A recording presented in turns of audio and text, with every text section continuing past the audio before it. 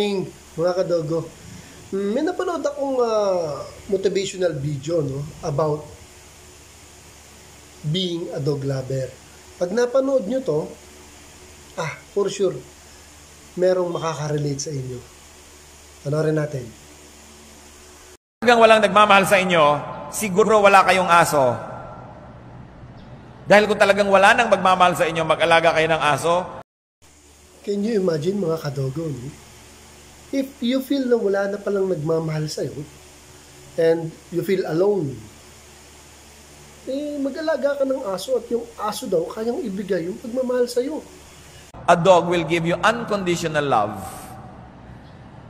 The dog is the only personality in your house that is always happy when you come home. Always. Hindi kayo sinisimangutan, hindi kayo dinededma, hindi kayo ini-ignore ng aso. Lagi siyang happy pagdating nyo. Subukan nyo yan. Asawa nga, hindi lagi eh. Di ba? Hindi lagi.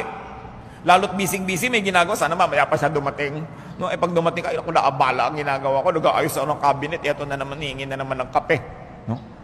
Hindi naman laging masaya. Kahit mga anak, hindi naman laging masaya dumadating ang magulang. Lalo may ginagawa kabulastugan. No? Mamaya pa sana dumating o tamaan pa sana yung bakasyon. Pero ang aso, laging masaya pag dumarating kayo. So kung desperado na kayo at wala na talaga, aso. Basta ako, mga kadogo, no? Certified dog lover ako. And I love being a dog lover. I love my dogs. I know may nakaka-relate dito sa video yung pinanood ko sa inyo. So, good morning, mga kadog lover. Thanks for watching, mga kadogo.